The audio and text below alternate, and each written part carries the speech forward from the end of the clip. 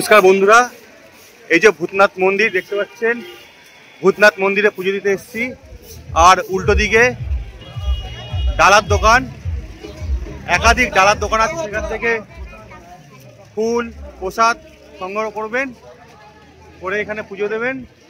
আর এই মন্দিরের পাশেই রয়েছে কিন্তু কবিগুরু রবীন্দ্রনাথ ঠাকুরের সমাধিস্থল। আর ওইদিকে রয়েছে সাক্ষী হনুমান মন্দির পাশেই, আর ওইদিকে রয়েছে নিমতলা শ্মশান। সুতরাং এই ভূতনাথ মন্দিরে ঘুরতে আসলে পরপর 4টি স্পট: নিমতলা শ্মশান, কবিগুরু রবীন্দ্রনাথ ঠাকুরের সমাধিস্থল, বাবা ভূতনাথ মন্দির এবং সাক্ষী হনুমান মন্দির দর্শন করবেন। এবং সাজেস্ট করবো ছোটদের অন্তত নিমতলা শ্মশানে নিয়ে যাবেন না। মন্দিরের বাইরেই একাধিক ডালার দোকান পেয়ে যাবেন। আপনি একটি দোকান থেকে পছন্দ মতো ফুলমালা নিয়ে নেবেন। 30 টাকা 50 টাকা ডালা, আর 5 টাকা 10 টাকায় সন্দেশ, পেড়া বা লাড্ডু পেয়ে যাবেন, খুব সুস্বাদু। মন্দির খোলার এবং বন্ধের সময়টা একবার জেনে নিন। कितने टाइम खुला रहता है? अंदर पूरा जाने के लिए 12 बजे तक। हाँ, ये जो नंदी बाबा तक पूरा दिन खुला रहता है। नंदी बाबा पूरा दिन खुला रहता है, अंदर 12 बजे तक। 12 बजे तक फिर अपने खुलेगा। हाथ से जल चढ़ाने के लिए आपको 12 बजे से पहले आना पड़ेगा। अभी जो है पंडित जी नंदी बाबा तक है, अभी पंडित जी चढ़ाएंगे, जल जो ले जाएगा वो अपने हाथ से चढ़ाइएगा। अभी पूरा दिन खुला रहेगा इसे। अच्छा, शाम को 4 बजे खुलेगा, 5 बजे खुलेगा। और ये डाला है 30 रुपए का। डाला है।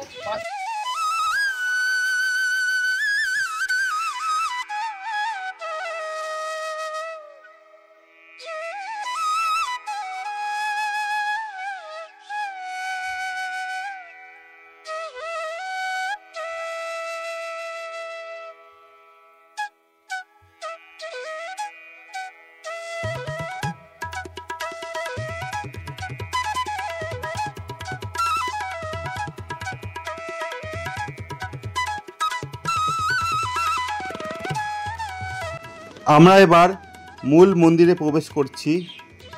যেহেতু আমরা টাইমে আসিনি, তাই মন্দিরের বাইরেই নন্দী মহারাজকে পুজো দিতে পারবো। নন্দী মহারাজ সারাদিন খোলা থাকে এবং ভিতরে ব্রাহ্মণ থাকবে, আপনার থেকে পুজো নিয়ে নেবে। আর যেই টাইমটা আমি প্রথমে উল্লেখ করলাম, সকাল 4টে থেকে 12টার মধ্যে বা বিকেল 5টা থেকে 8টার মধ্যে আসলে আপনারা মন্দিরের একেবারে ভিতরে প্রবেশ করতে পারবেন।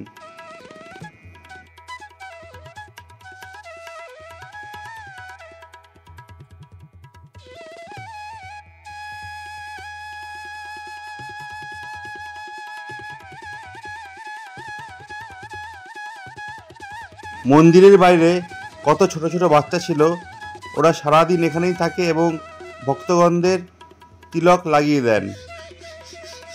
ওদের কাজ করতে দেখে খুব একটা ভালো লাগছিল না, আবার যখন বলল ওরা পড়াশোনা করে তখন বেশ ভালো লাগলো।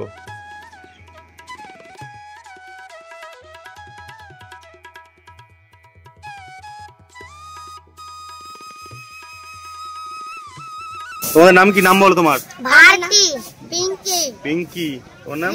सपना, স্বপ্না, रिंकी। রিঙ্কি। তোমরা এখানে কি করো? চন্দন লাগাই। চন্দন লাগাও। কখন আসো? সকাল 8টা। আর কখন যাও? 9টার সময়। 9টা, এখন তো 12টা বাজে। রাত 9টা। मंदिर কতক্ষণ খোলা থাকে? 8টা। रात 12টা से। आई तो भोर में 4 बजे खुलता है और 12 बजे बंद हो जाता है। और शाम को? शाम को 5 बजे खुल जाता है। बंद होता है कब? शाम को 12 बजे। पढ़ाई लिखाई करते हो? हाँ। कौन क्लास में? हम 3 में। हम 4 3 में पढ़ते हो? और तुम? 4। तुम 6 में पढ़ते हो? वो कहाँ है? उधर भाग गया। तुम कौन क्लास में पढ़ते हो? 2। वाह, ठीक है, टाटा, हर हर महादेव। हर हर महादेव। পাশেই গঙ্গা, ফুরফুরে ঠান্ডা হাওয়া, খুব ভালো লাগবে। এই জায়গায় ঘুরে যাবেন। আর এই ঘাটটি কিন্তু সম্পূর্ণ বাঁধানো, কোনো রিস্ক নেই, ছোট বড় সবাই অনায়াসে আসতে পারেন।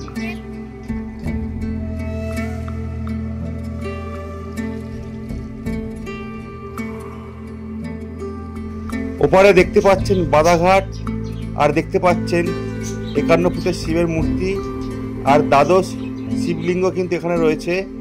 চাইলে এখান থেকে লঞ্চ ধরে পার হয়ে ওপারে এই মন্দিরটি ঘুরে আসতে পারেন, এটাও খুব ভালো লাগবে।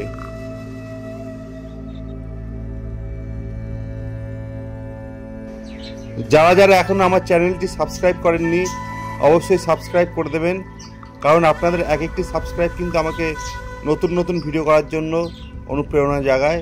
ধন্যবাদ। এরপরে আমরা যাব কবিগুরুর সমাধি দেখতে এবং নিমতলা শ্মশান দর্শন করতে। আর এরই মাঝখানে এখানে একাধিক দোকান আছে, আপনারা প্রয়োজনীয় জিনিসপত্র, পূজার জিনিসপত্র, বিভিন্ন লকেট, মূর্তি কিনে নিতে পারেন। খুব স্বল্প দামে একাধিক দোকানও পেয়ে যাবেন।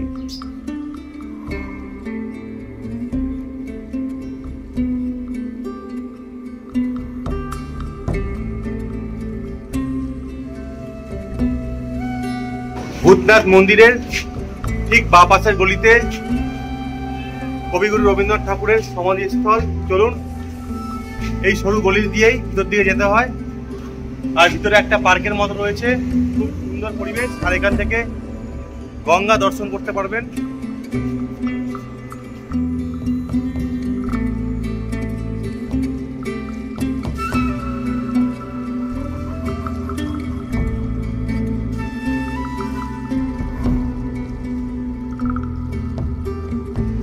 এখন আপনারা দর্শন করছেন বাঙালির গর্ব, বাঙালির অহংকার, কবিগুরুর সমাধি প্রাঙ্গণ।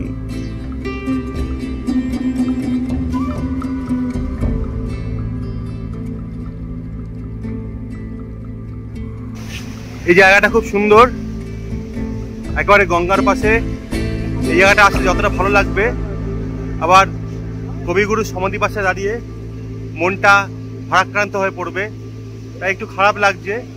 সামনে রয়েছে আমাদের গর্ব, বাংলার অহংকার, রবীন্দ্রনাথ ঠাকুরের সমাধি, এবং এখানেই কিন্তু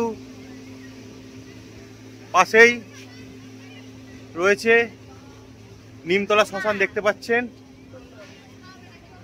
আর ওই যে রয়েছে ঈশ্বরচন্দ্র বিদ্যাসাগরের সমাধি, এবং তার পাশে রয়েছে তারাশঙ্কর বন্দ্যোপাধ্যায় কবি সাহিত্যিক, তার সমাধি। গঙ্গায় প্রচন্ড ঢেউ দেখতে পাচ্ছেন। চলুন, আর লঞ্চ চলছে, এই যে লঞ্চ, এই পাশে লঞ্চ ঘাট, এপার থেকে ওপারে যাবে। আর ওপারে রয়েছে বঙ্গেশ্বর শিব মন্দির, 51 ফুটের বিশাল বড় শিব মূর্তি রয়েছে। ফুরফুরে হাওয়া, গঙ্গার পাড়ে বেশ ভালো লাগছে। তাই ভূতনাথ মন্দিরে আসলে এই জায়গায় একবার ঘুরে যাবেন, আর বিকালের দিকে আসবেন, বেশ ভালো লাগবে। এবার জেনে নিন এই মন্দিরে কিভাবে আসবেন। নিকটবর্তী রেলওয়ে স্টেশন বাগবাজার, আপনারা হাওড়া থেকেও আসতে পারেন বিভিন্ন বাসে, কিংবা ধর্মতলা থেকেও একাধিক বাস পেয়ে যাবেন এখানে আসার জন্য। ভূতনাথ মন্দিরের ঠিক উল্টো দিকেই রয়েছে বৈষ্ণোদেবী মন্দির। এই মন্দিরটি দর্শন করবেন। একেবারে রেল লাইনের মাঝখানে দেখতে পাচ্ছেন ঘন জনবসতি এই জায়গাটা, আর এর ডান সাইডে কিন্তু বাগবাজার রেলওয়ে স্টেশন। এছাড়াও বারাকপুর কিংবা দমদম এই দিক থেকে আসতে গেলে চক্র রেলে নিকটবর্তী স্টেশন বাগবাজারে নামবেন। এরপর আমরা প্রবেশ করলাম নিমতলা শ্মশান, যেটা কিনা কাঠের চুল্লি ছিল। আর ঢুকেই বা সাইডে শ্মশান কালী মায়ের দর্শন করে নিলাম। কাঠের চুল্লির ঠিক বাঁ দিকে ছিল ইলেকট্রিক চুল্লি, আর সেখানে এই মুহূর্তে অনেক শবদেহ ছিল। তাই এই জায়গায় ভিডিও করাটা ঠিক আমি শোভনীয় মনে করলাম না, শুধু আপনাদের কাঠের চুল্লি দেখাচ্ছি। এখানে বর্তমানে কোনো শবদেহ নেই।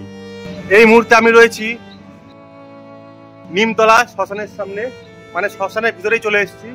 এই যে চুল্লিগুলো পরপর 4টে চুল্লি, এটা কিন্তু ইলেকট্রিক নয়, কাঠের চুল্লি, আধুনিকভাবে করা হয়েছে কাঠের চুল্লি। এই যে পরপর দেখতে পাচ্ছেন, খুব পবিত্র জায়গা, এবং এখানকার কিছু ভৌতিক অভিজ্ঞতাও আছে। আমি ইউটিউবে আগে দেখেছিলাম, সেই জায়গায় রয়েছি। ভূতনাথ মন্দির ঘুরতে আসলে এই নিমতলা শ্মশান অবশ্যই একবার ঘুরে যাবেন। বড়রা আসবেন, ছোটরা কিন্তু ভিতরে প্রবেশ করবেন না।